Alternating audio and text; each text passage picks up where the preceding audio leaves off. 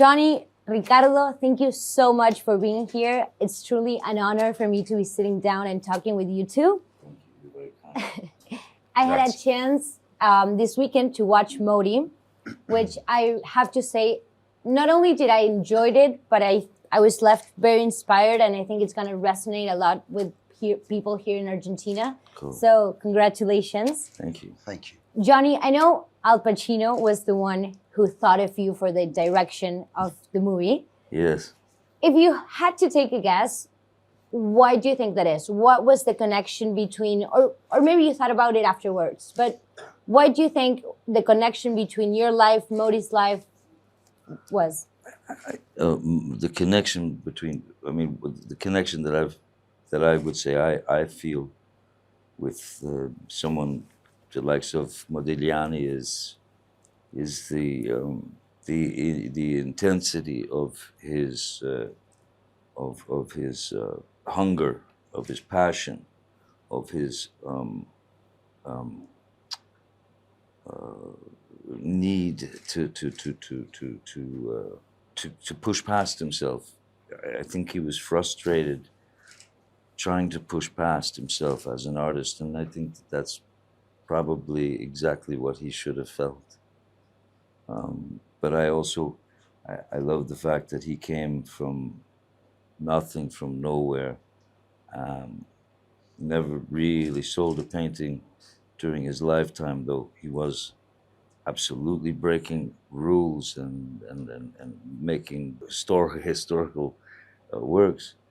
He never sold a painting until after his death, and it seemed that seems to have been a great kind of thing that happened way back when. You know, he couldn't sell a painting alive. Now you couldn't get one for, I don't know, 200 and something million. So it's fascinating to not. It's more fascinating for me as a kind of a guy who's sort of directing and trying to think this thing through.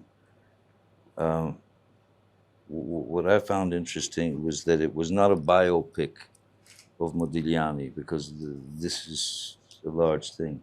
Just to experience 3 days in his existence, you know, and to really stick to that.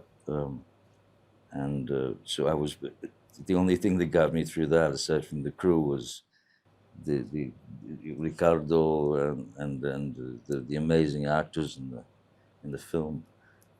As far as Al asking me to do the film, I have no idea still why he asked, but I think he believed that I had some understanding of or some sensitivity towards the subject matter. Ricardo, was there something that helped you build Modi, something that resonated with his character, his personality? What did you feel like was the factor that you grabbed onto more? Well, the story itself, for sure, the script, and the fact that, you know, I've been directed by Johnny, and which is, of course, for me a reference as an actor in terms of being a special artist, free, independent, and not conformed, which are all, you know, the characteristics of the character. So most of the time we were talking about just right before shooting, we had conversation about other things. He was telling me anecdotes of his career or his life, his conversation with other great artists that he met in his life. And it was for me like listen to these stories, or like all the pieces of a puzzle going exactly in the right place. It revealed, confirmed all my crazy ideas that I've been trained myself, like feed myself. Yeah, and so I was like, it's, for me, this is more than just a film, you see? It's been an incredible journey, and yeah. The approach. The film itself is not so important for me as much as, you know, the experience I had. The experience. But that's the thing. The watching these actors find these correct personalities of these characters, and you start to see them, you know, working together. And I mean, for me, I practically didn't have to even be there. It was, you know, it was just everyone. It was more. It was more about behavior and behaving and reacting than it was about any sort of aggressive style of acting. It was really just them being, and that for me is what But it's all about. this you is know. not true, because he's been so important and so much there, you know, because he changed the script. He found something that I cannot say because I will spoil it out in the film.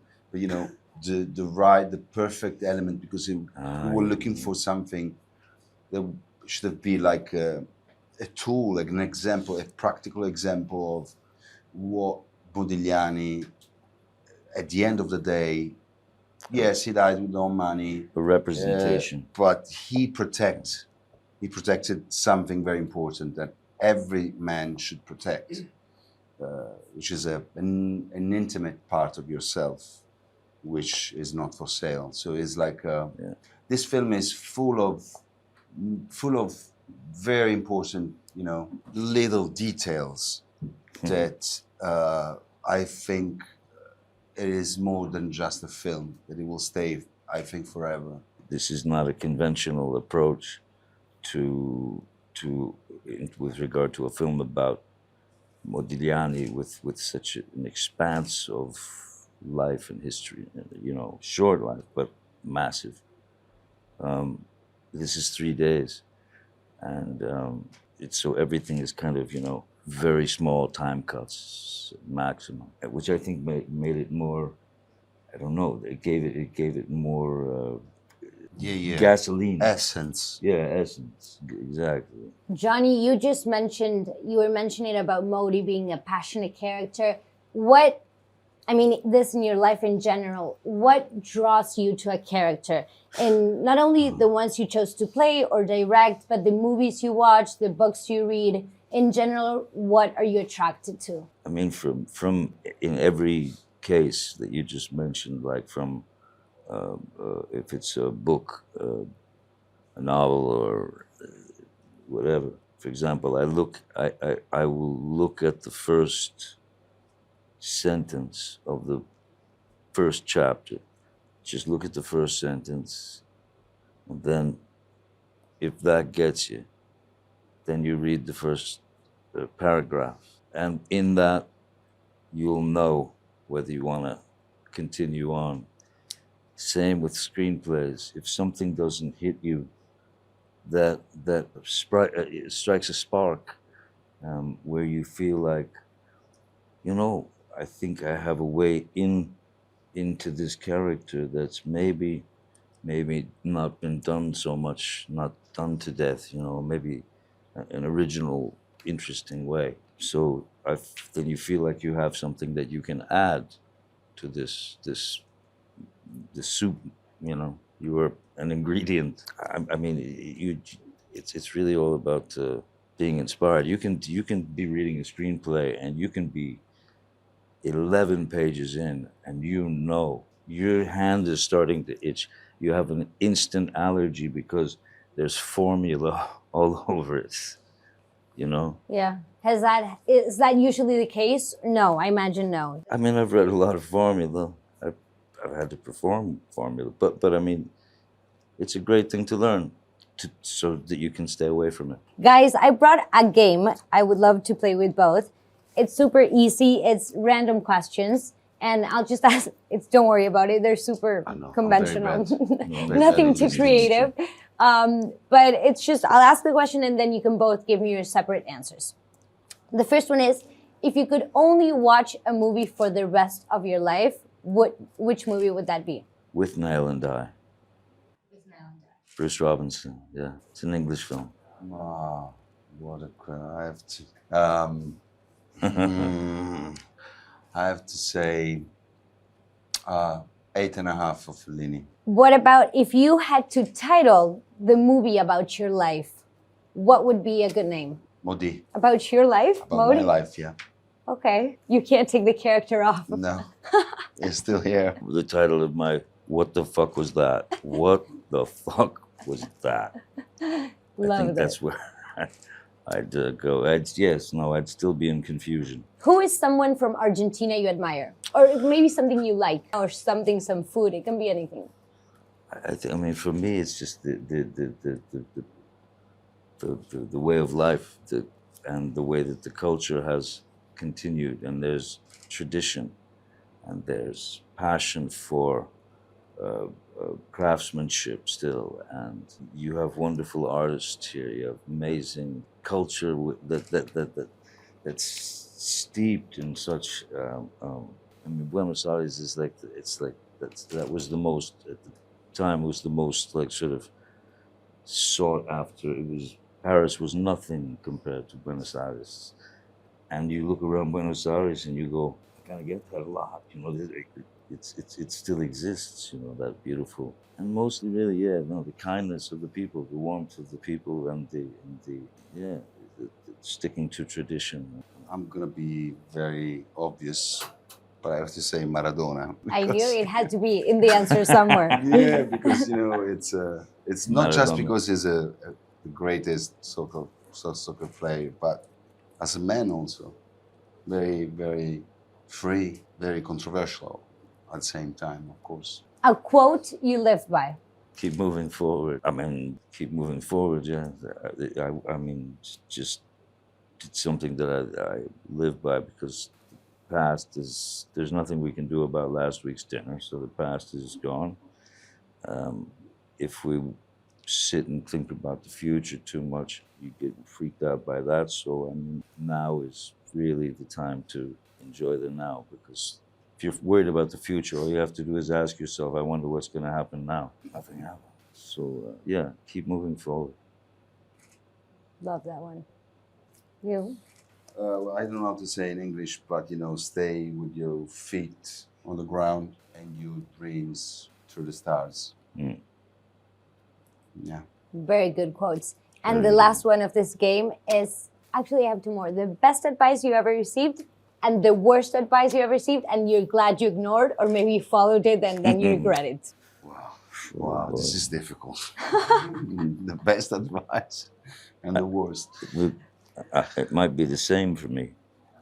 Yeah. I think the best advice that I ever received was from my mom, Betty Sue, when I was a little kid and I was about to go to school for the first grade or something. And she said to me before I went to school, she said, listen here, anybody puts their hands on you, you pick up a brick and you lay them out. That's what she said. Pick up a brick and knock them out. 5 years old. And at a certain point, I did something similar to that. So it was great advice. If you've got a bully coming on you, it was very good advice. But later in life, not so smart. Well, but it builds character. I agree with you, Mom. Yeah. Love that advice. Well, no, of course I have to quote something of my father.